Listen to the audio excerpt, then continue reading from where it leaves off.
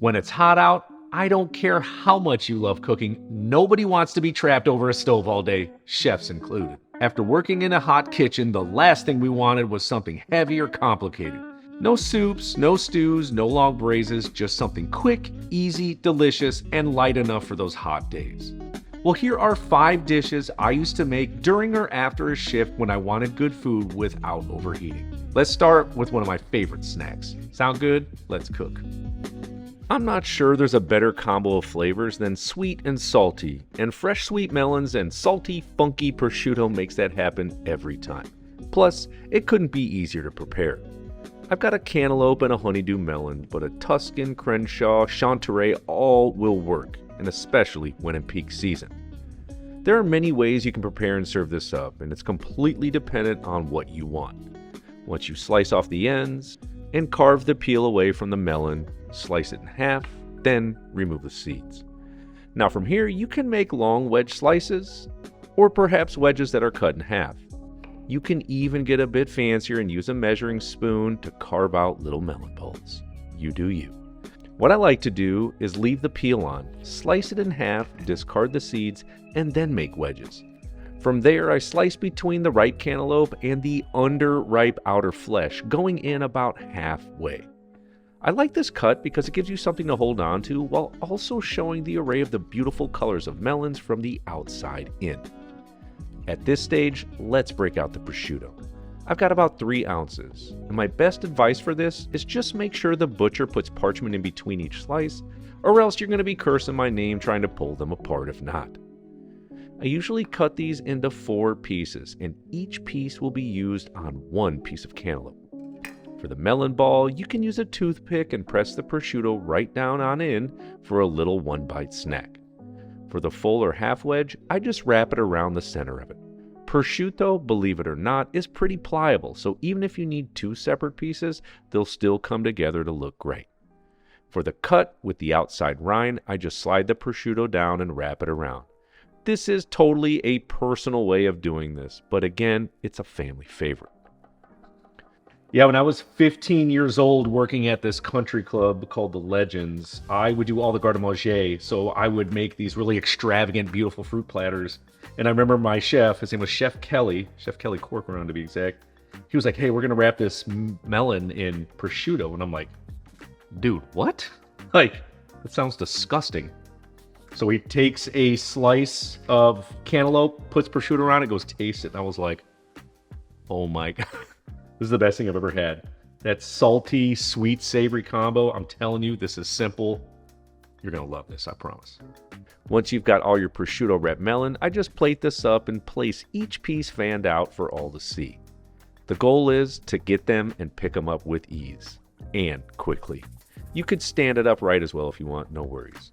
Feel free to get as creative as you'd like here. The goal, again, quick, easy, and delicious.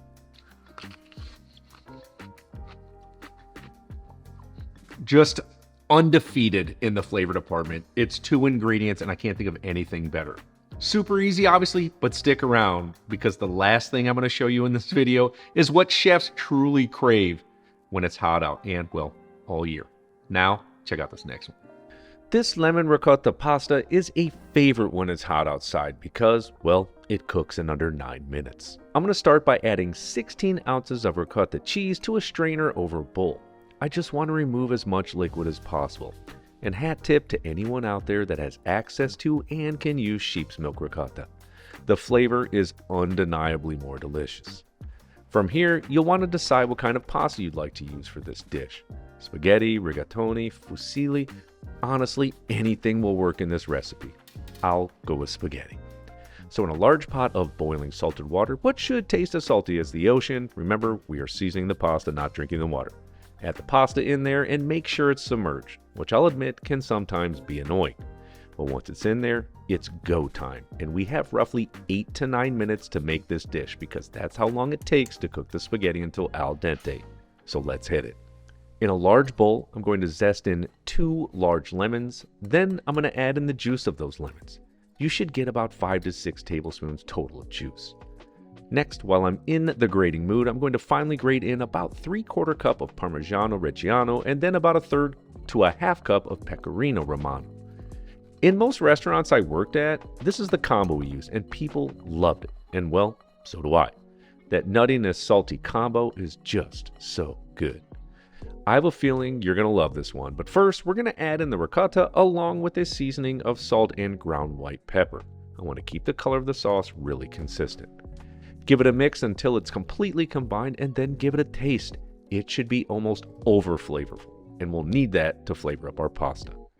Alright, speaking of, let's go have a look at our spaghetti. And it's done. If you personally don't know if it is, no sweat. Just pull out a piece and try it. It should be firm but not crunchy. You've got this, my friends. I'm going to transfer the pasta over to a large saucier pan over low heat. From there, I'm scraping in as much of that cheesy lemony goodness out of the bowl as possible and right onto the pasta. Next, I'm adding in 2 ladles, which totals about 6 to 8 ounces of that hot, starchy pasta water. At this point, using tongs or chef bro tweezers, vigorously mix the pasta while rocking the pan back and forth. It's really almost like stir frying until the pasta becomes completely coated in the sauce. It should be crazy creamy, and you won't believe the incredible lemony smells that are already filling the kitchen. Be sure to taste it. Does it need to loosen up with more water? Does it need more lemon or more salt? You have to be the judge, and tasting things throughout the cooking process is the quickest way to becoming a better cook, hands down. Alright, to plate this up, you know I love my pasta nest. It just looks awesome. And how about a bit more cheese? Some more lemon zest? Then, just to give this a little extra love, this is optional, but I do like it, and it doesn't require that much more work. Some fresh basil leaves, and some chopped pistachios. Elegant enough for a restaurant, but quick enough for after a long shift.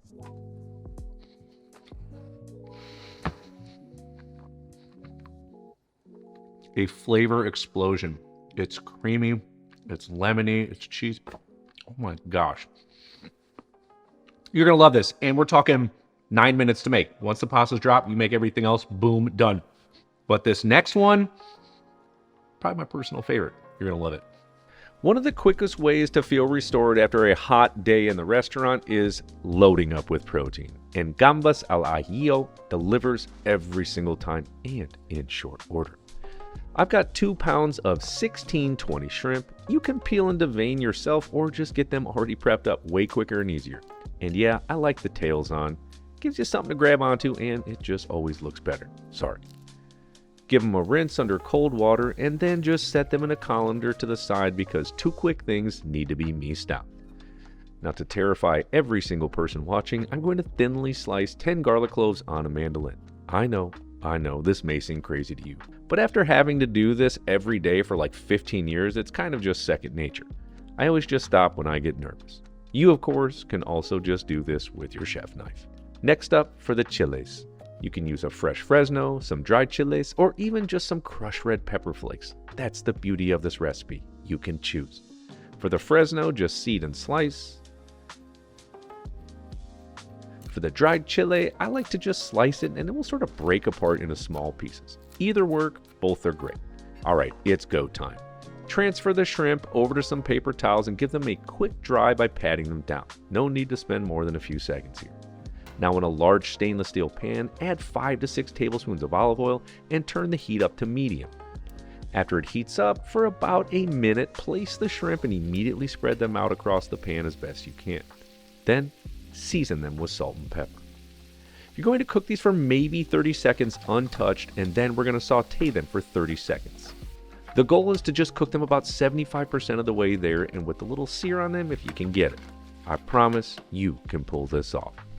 And don't worry about them not getting cooked all the way through. We'll take care of that in a minute. But first, when they look like this, I'm going to set them to the side on a plate, reserving as much oil in the pan as possible. Return that pan right to the burner, and let's add a few more tablespoons of oil because why not? Next, add in the garlic, and what we're going to do is cook it just until it becomes fragrant, which takes only about 30 to 45 seconds. You have to be careful because we want it very, very lightly brown, and if you feel like you're getting there too quickly, you can turn the heat down or completely just remove the pan from the burner until it cools off a bit. Now once the garlic is good, I'm going to add in the Fresnos, and well, I'm feeling froggy, so how about the pepper flakes also? Can you believe I'm going with this much heat? Neither can I. Saute this for 20 to 30 seconds. We just want to get those flavors all married up and cooking together. Next, and probably one of my favorite ingredients, we're going to deglaze with a third to a half cup of dry sherry. This is going to absolutely make these shrimp sing. Not really, but you get what I'm saying. Cook for a further 30 to 45 seconds or until it's reduced down by about 1/3. Then add back in the shrimp. What we're looking to do here is finish cooking them until done and of course give them a little reheat. You'll know that they're perfect when they are in the shape of a loose C. When they're in a tight C, they're overcooked and they can be chewy. This is why I take the few extra steps I do to ensure they are cooked perfectly every single time, and so should you. Okay, let's finish with 3 tablespoons of unsalted butter for a little fat. Adjust any seasonings with salt and pepper, and then hit it with 2 tablespoons of finely minced parsley. And can I just say, this smells so good. I absolutely love making this dish. But there's just one last thing, and that's some crusty bread to mop up all this goodness. Slice up some good artisan bread like the semolina loaf, then in a hot pan with some oil, toast it up. Nothing more, nothing less. Serve all those shrimps in a big bowl. Hit it with some more parsley and dip in that toasty bread. Seriously, if you aren't peeling and deveining, you're talking about a total of 10 minutes with prep and cooking. Simple and crazy good.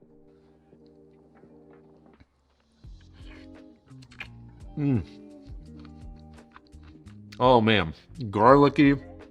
It's sweet from the sherry, that little bit of spice. You'll be eating this every single, 10 minutes for a shrimp dish like this? You crazy?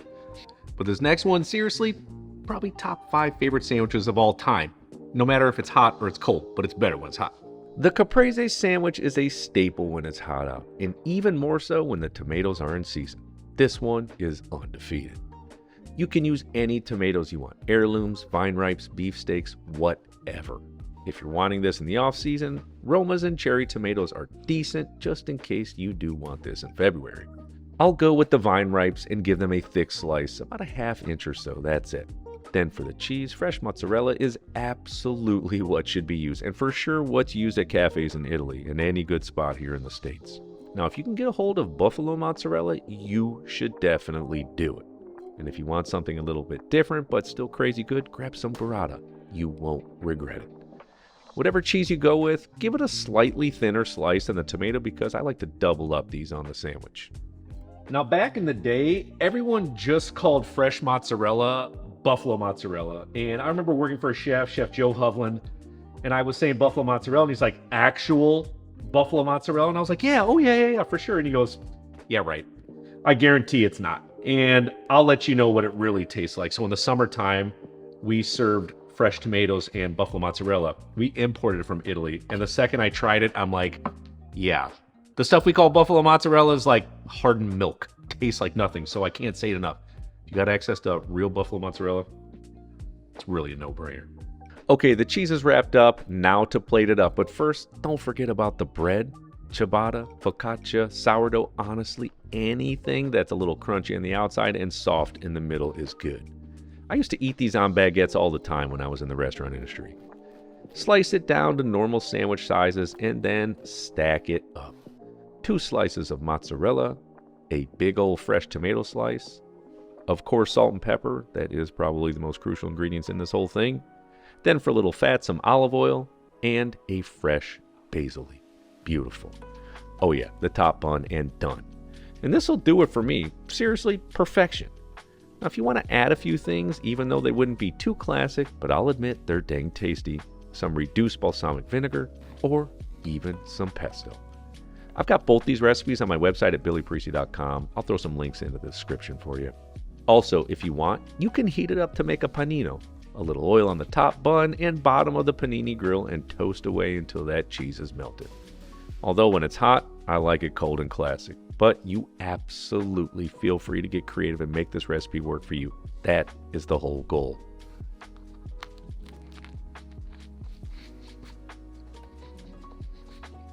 It's so good. In season, let those tomatoes sing. That's what this sandwich is all about. Yeah, the pesto reduced balsamic delicious in its natural form. Amazing. All right, now for this last one, it's my wife's absolute favorite. I'm not sure there's anything more refreshing coming off a long hot shift than a salad, especially a Thai beef salad. A few more steps, but well worth it. First things first, 2 8-ounce filet mignons. Yeah, it's not the cheapest, I get it, but in my defense, they were on sale. Sirloin strip, flank, definitely all will work. Pat them dry with a paper towel. Remember, moisture is always the enemy of a good Maillard sear. Let's take them back to the cooktop, and I'm adding a few tablespoons of avocado oil to a carbon steel or cast iron skillet. Both are the best for searing, hands down. Heat is going up to medium-high-ish, and while it heats up, I'm going to generously season the fillets with salt and pepper on all sides. Now, once the oil begins to very lightly smoke, drop in the fillets and let them stand for exactly 1 minute. Then move the fillets around the pan in a circular motion for 1 minute. I learned this technique from a chef back in the day, and it seems a little clunky and odd, but it gets an end-to-end Maillard crust. Don't believe me? Here you go. Yep, works every time. Flip over the steaks and repeat the exact same process. 1 minute sear, then 1 minute moving it around. I like my fillets rare, so if you want medium rare, add another minute or two to each side. Alright, let's set them to the side on a rack to rest for a few minutes, and in the meantime, a little prep. It's not bad though, I promise. You're going to love this. Hang with me. First, the dressing. Finely mince 1 garlic clove. Next, I need 2 tablespoons of minced fresh cilantro, and yes, the stems are good to use too. Lots of tasty lemony lime flavor in there. Now for the Thai chile, these can be hot, so I'll do all I can with this tiny pepper to slice it in half and remove the pith and seeds and finely mince. Now, if you don't have access to one of these, just use a half Serrano, Fresno, or jalapeno, no problem. Add it to a bowl, and from there, I'm squeezing in the juice of 2 limes, what should get you about 1.5 to 2 tablespoons per lime. Next, 1 teaspoon of sugar to cut some of that heat, and at this stage, add in 1 tablespoon of fish sauce. And please tell me why I force myself to smell this every time I use it. Oh, every time, dude. I'm ridiculous, I know. Okay, let's mix in 4 to 5 tablespoons of avocado oil just to balance everything out. And absolutely taste it. It is so good and so light. You can do this, I know you can. Okay, now for the base of the salad. Really, it's an assortment of veggies, and you can use a few or all of these, although all of them together, it's the best. A half-peeled julienne shallot, 2 thinly sliced ribs of celery, 1 sliced in half and thinly sliced Persian or pickling cucumber, 1 cup of cherry tomato sliced in half, then last but not least, 2 green onions that are cut into 1 to 2 inch slices. Now for the greens portion of this, green leaf or red leaf, they're both awesome. 6 to 7 rinsed leaves from each that I usually just tear down to more bite-sized pieces. Add it to a large bowl along with 3 tablespoons of fresh cilantro leaves and 2 tablespoons of fresh mint leaves. Now thinly slice up the filet, and yep, real nice and rare for me. Love it. Add it to the bowl along with all the prep veggies.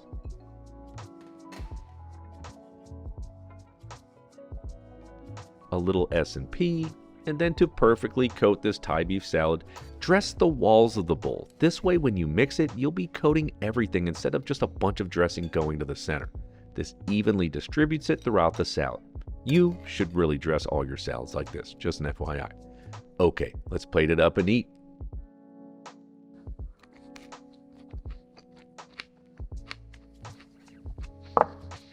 It's so refreshing. The fish sauce, the lime. All of these, 15, maybe 20-minute max. Legit, that's it. Minimal heat. These are the kind of dishes that I want and make when I'm exhausted after a kitchen shift and really just still too hot from work. But if you want to see what chefs actually eat when they don't want to lift a finger, this is it. It is, in fact, well known that chefs, especially during the hot months of the year, barely want to drive home after work, much less spend another hour cooking for themselves. Barely want to drive home after work, much less spend another hour cooking for themselves. You'll actually find them in a fast food line more often than not after these super sweat-drenched shifts. And what can I say? Sometimes these just hit different when you're exhausted. it's probably more so that someone else is doing the cooking. Regardless, after a day of cooking fine dining food, Del Taco, Popeyes, and the likes of any fast food spot is where it's at. And if you want to see some of the tools that we actually use in restaurants and ones that I still use today, check out my video for Cook Like a Pro with these 15 must-have kitchen tools. There's a lot of good stuff in there. I'll see you there. I'm taking all this with me. Yo, let's go.